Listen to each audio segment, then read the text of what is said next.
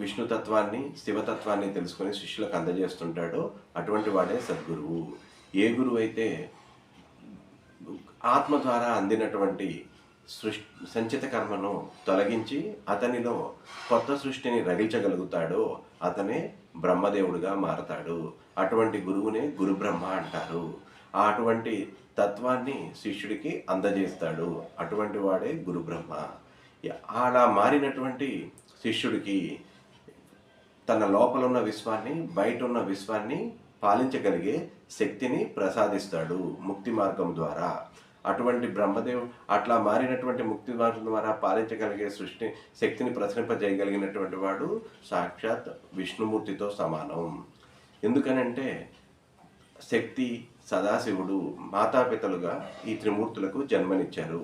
వారు నిర్దేశించిన మార్గం బ్రహ్మకు సృష్టిని, విష్ణుమూర్తికి సృష్టి పాలనా బాధ్యతను, శివునికి అవసరమైతే సృష్టించే కార్యక్రమాన్ని, అవసరమైతే నాశనం చేసే కార్యక్రమాన్ని అప్పగించారు.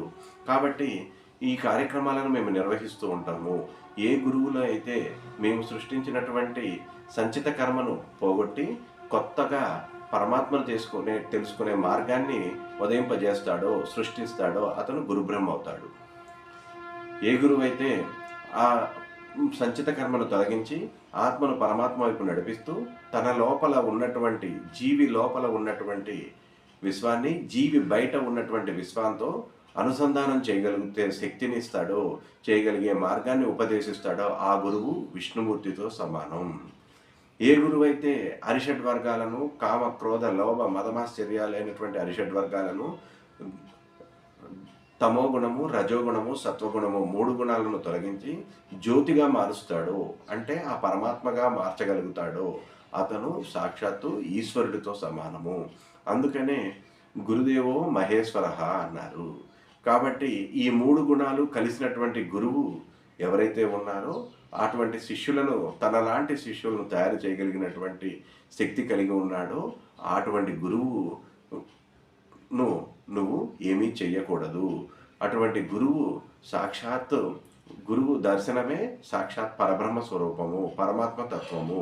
కాబట్టి అటువంటి గురువుకి నమస్కరిస్తున్నానని చెప్పి శిష్యుడు ఆత్మసమర్పణ చేసుకుంటాడు. ఆత్మసమర్పణ నమస్కారం తెలియజేసుకుంటాడు, ఆత్మసమర్పణ చేసుకుంటాడు. కాబట్టి తద్వారా ఆ శిష్యుడు కూడా ఏమవుతాడు? గురువు అంతటి వాడవుతాడు. కాబట్టి అటువంటి గురువు జోలికి, అటువంటి శిష్యుడి జోలికి నీవు వెళ్ళకూడదని బ్రహ్మ కలికి ఉపదేశిస్తాడు. ధన్యవాదం.